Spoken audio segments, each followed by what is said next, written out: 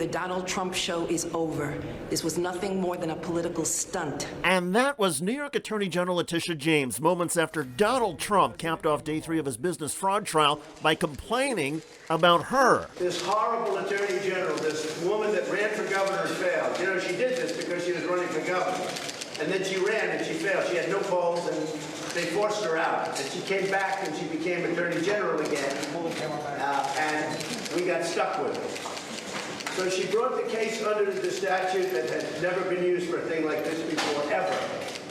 Where I'm not entitled to a jury. Because if I had a jury, even though it's in New York, and I think I'd be fine with New York, but if I had a jury, we'd win this case very easily. But I don't have a jury.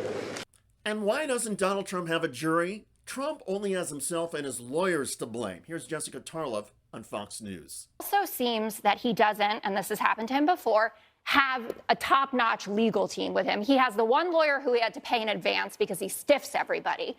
And then he has Alina Habba, who gives a great cable news hit, and she's been on Jesse's show a bunch of times. But it seemed that she forgot, or just, I don't know what happened, to check the box saying that they wanted a jury trial. And then Donald Trump is complaining to the cameras and on Truth Social that it is un-American to have a trial without a jury when his own crackpot team asked for that.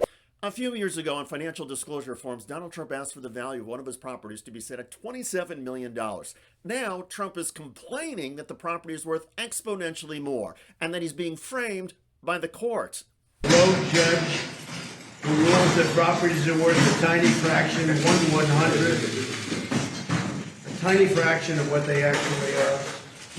We have a racist attorney general who's a horror show who ran on the basis that she was going to get Trump before she even knew anything about me. This is what the Trump organization said it was worth. In 2020, they self-reported that it was worth $27 million.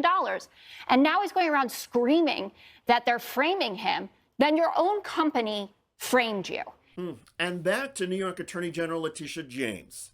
Trump's comments were offensive, they were baseless, they were void of any facts and or any evidence. What they were comments that unfortunately fomented violence, comments that I would describe as race baiting, and comments, unfortunately, that appeals to the bottom of our humanity. This case was brought simply because it was a case where individuals have engaged in a pattern and practice of fraud. And I will not sit idly by and allow anyone to subvert the law. And lastly, I will not be bullied. James has accused Trump, his adult sons Don Jr. and Eric, the Trump Organization, and others of inflating property values over a decade and fraudulently raising Trump's net worth by up to $2.2 billion. The Attorney General says the staggering fraud was meant to help Trump obtain favorable loans from banks and insurers. In September, the judge in the case, Arthur Engoron, found conclusive evidence that Trump inflated his fortune by overvaluing his Mar-a-Lago estate, the Trump Tower penthouse apartment, and various office buildings and golf courses. The judge has also ordered the cancellation of certificates that let some of Trump's businesses, including the Trump Organization, operate in New York. Trump has called the judge deranged and suggested that the judge should be disbarred. A few days ago, Donald Trump posted an attack on social media from an account called Judicial Protest that named the judge's principal law clerk and included a photo of her. Why is Judge Engoron's principal law clerk palling around with Chuck Schumer? Above that, Trump wrote, Schumer's girlfriend, Allison Greenfield, is running this case against me. How disgraceful. This case should be dismissed. The judge then imposed a partial gag order on Trump, prohibiting Trump from attacking court staff and clerks. Violations are punishable by jail time. However, the limited order does not prohibit Trump from criticizing the judge and criticizing the New York Attorney General James. And Trump keeps firing away. You borrow money, you pay it back, and you get sued by a political animal. And that's where we are. And where Trump is in this trial, according to legal experts, is in trouble. Judge Engoron is reviewing claims that Trump falsified business records, committed insurance fraud, and engaged in a conspiracy. The judge will also determine whether Trump should pay $250 million in penalties. Attorney General James wants Trump and his adult sons permanently banned from running businesses in New York. Separately, Donald Trump faces 4 criminal cases over his efforts to stay in power in 2020, his handling of classified documents, and hush money paid to a porn star. Donald Trump has denied any wrongdoing and pleaded not guilty in each of those cases. In the meantime, polls show Trump leading his Republican 2024 presidential rivals by double digits, and several House Republicans who just ditched their Speaker, Kevin McCarthy, have asked Trump to be the Speaker. Trump has responded by saying he is focused on his presidential campaign. My focus is totally on that. If I can help them during the process, I would do it. But we have some great people in the Republican Party that could do a great job as Speaker. Well, what about Marjorie you? Taylor Greene called for you to be Speaker yesterday.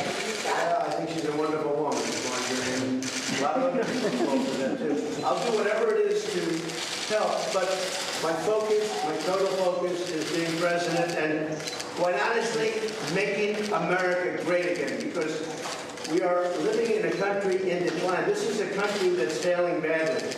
In decline, failing badly. Well, regardless of what you think about the country, one could argue that Donald Trump's political standing and poll numbers are yet more proof that the Republican Party is failing badly. For the once proud grand old party to embrace Donald Trump and support his bombastic, unhinged, and debased attacks on the justice system shows just how far the GOP has fallen. But that's old news for many of you. The latest is that the Trump circus continues, and the New York Attorney General and others are ripping Donald Trump apart inside court and out. By the way, Republicans in Congress appear to have screwed themselves on a key issue for moderate and independent voters. Looming childcare cliff could result in the closure of 70,000 childcare programs, and more than 3.2 million children could lose their spot, costing families $9 billion in lost wages. In mid-September, members of Congress introduced the Childcare Stabilization Act. It was a last-ditch effort to avoid catastrophe, but the Republican-led House has not been supporting the bill, and so the crisis has begun. Check out that video at the link below. I'm David Shuster. Thanks for joining us.